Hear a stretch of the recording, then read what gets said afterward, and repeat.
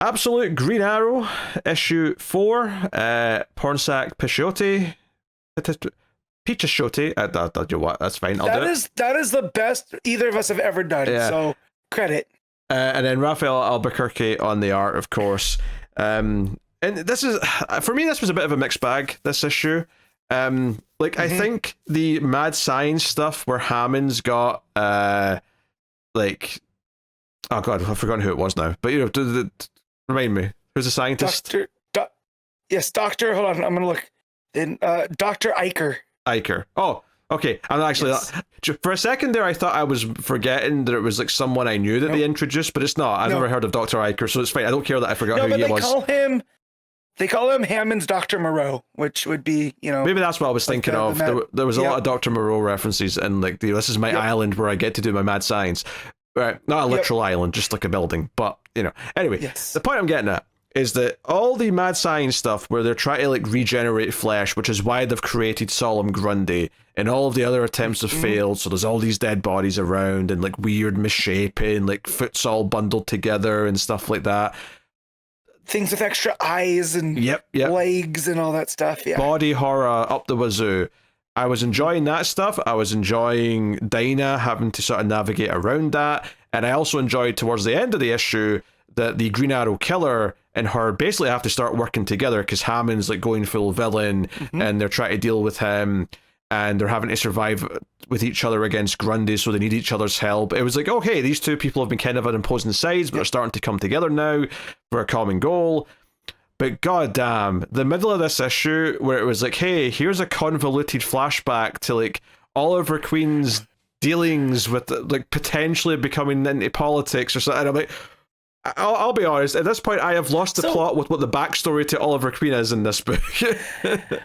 So it was moving at such a clip, and then Pinchotty hit the brakes, and not even just like stomp the brakes, hit the e-brake so we could have a discussion about politics in the US for a hot second.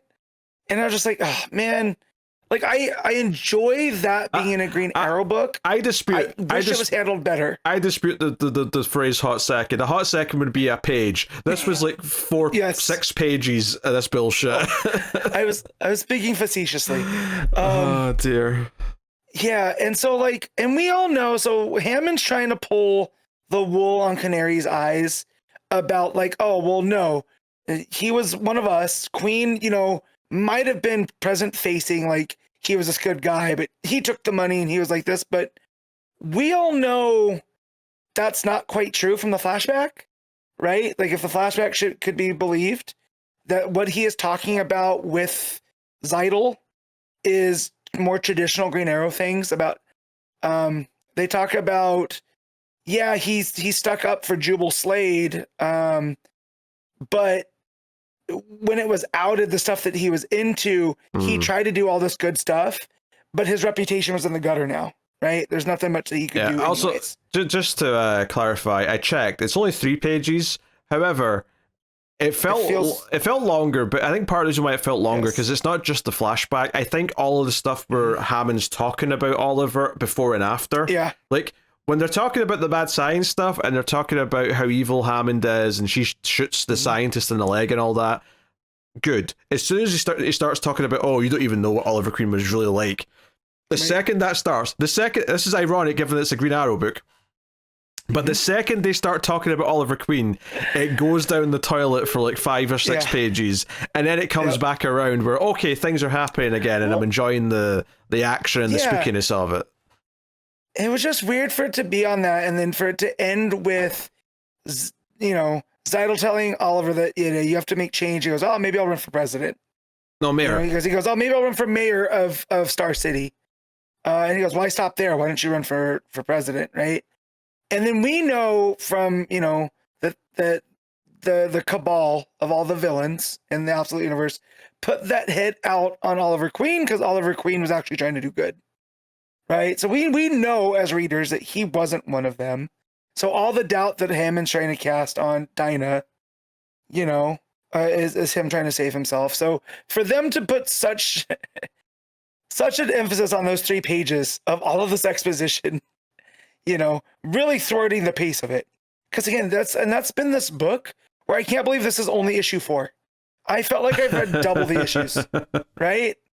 Yeah. But then when he gets back to the monster stuff, when Canary and the the Longbow Killer, the Green Arrow Killer start teaming up on Solomon Grundy, all that stuff is really good.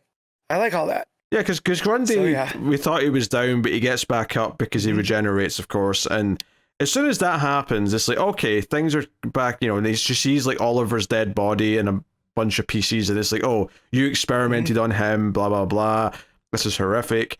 Grundy gets back up, he's got all these extra mouths, Hammond's like laughing like a madman, and that's when the Green Arrow Killer comes in with some arrows and helps try to put Grundy down. And yeah, like they're kind of working in unison, but the bit that's more notable is towards the end where, she's literally trying to help him out, like she's holding him up, and like, we have to get out of here. And Hammond's got his robotic hand, of course, because he lost a hand, which leads to the ending, because Hammond does have some level of control over Grundy, and says, Grundy, he took my hand, take his.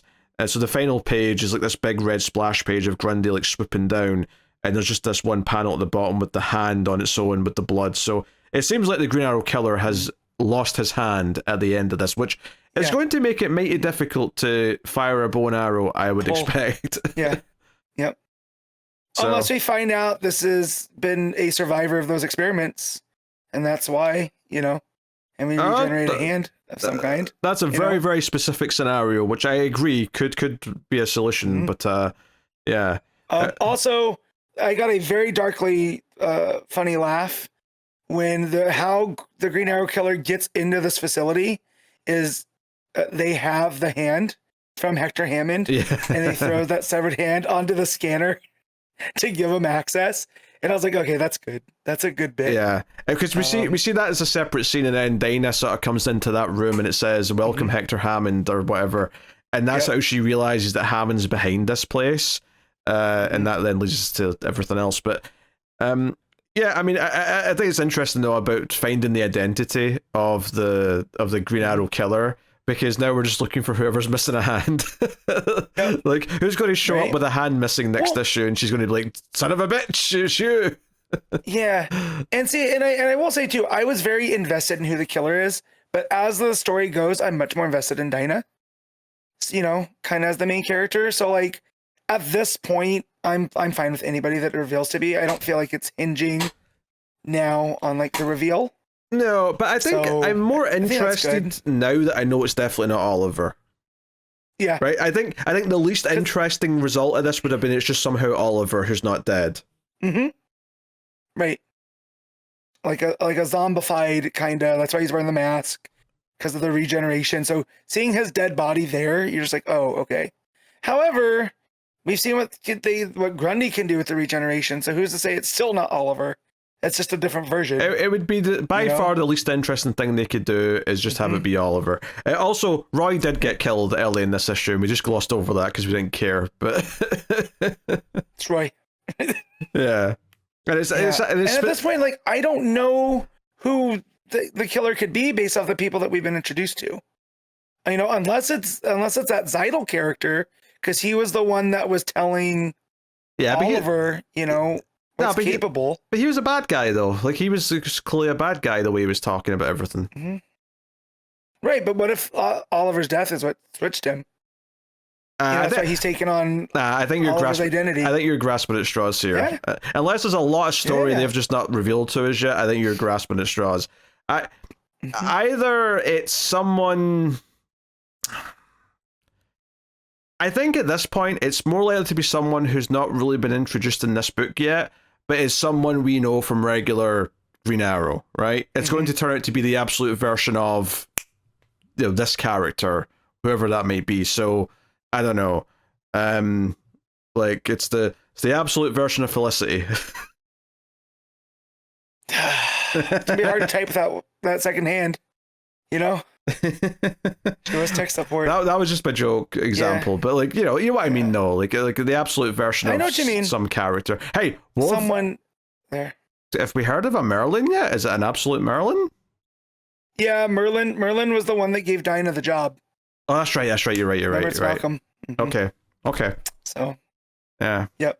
Again, I've gone through my Arrow family playbook, and I don't know, you know, who this could be. I'm starting to run out of them. So, what if it's not a Green Arrow character? Like, well, what if it's right? That's it could be absolute version of, I don't know. They would just pick a random corner. Let's go to Gotham. Who have we not had in Gotham yet? It's absolute Harper Row. Yeah. I don't know. But I'm just the point I'm making though is that it could literally be anyone. It still could be anybody, but I just feel like the mystery of who this killer is, I felt was at the start seemed to be essential premises.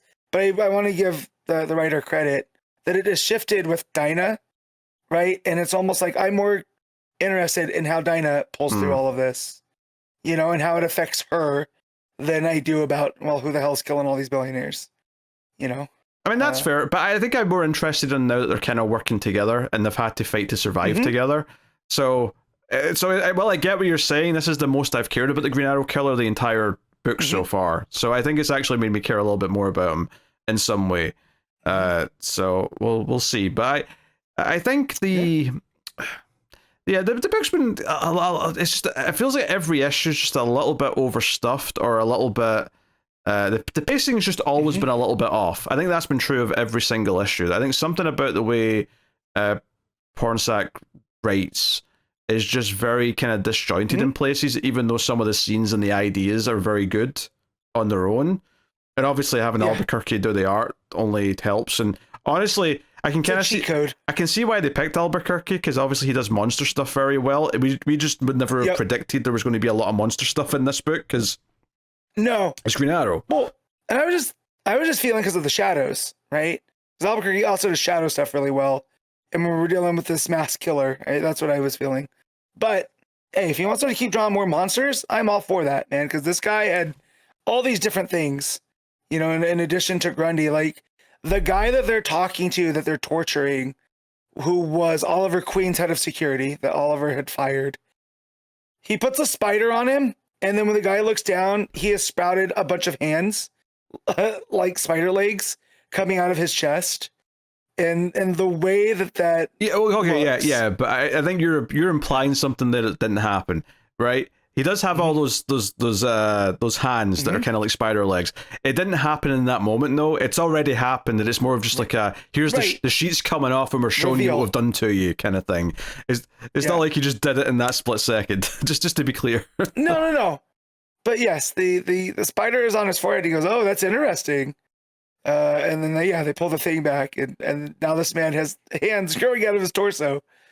And Albuquerque kills it at that type of stuff. Oh yeah. I mean, that stuff all looks very, very good. It's very moody, and I was loving the atmosphere of everything, and I was loving how straightforward everything was, except for when we started talking about Oliver Queen's past, and Hammond tried to say, "Oh, he wasn't that good. He was kind of one of us, you know." Here's a flashback, which kind of didn't show that very well. I mean, maybe the flashback's hinting that he does take them up on their offer, so he kind of aligned with them begrudgingly for a while, even though he obviously ended up being killed by them. But I don't know. I don't know. I'm definitely mixed. I'm mixed. There's things I like. There's things I don't like. But we'll see. Monstrous Grundy with all the extra mouths and eyes is kind of neat, I suppose. So that's something. Like, I'm looking at the panel right now where Grundy is laying face down on the ground, and there's that big massive mouth coming out of his back, and then he like inverts, right? So when he gets up, he doesn't stand up like he's, you know, pushing himself off the ground. It's like he's forming a new body from this one in like almost in reverse. Like, that's the only way I could describe it. But yeah, it's definitely icky. In the best way. Yeah. So, hey, what are you giving Absolute Green Arrow? I'm gonna give this a straight 7. Yeah, I think I agree with that. I think the stuff I like is good enough to get it there. I was kind of debating in my head between that and the 6.5, but I think I'll give it the 7. Art's really good, of course, as we pointed out.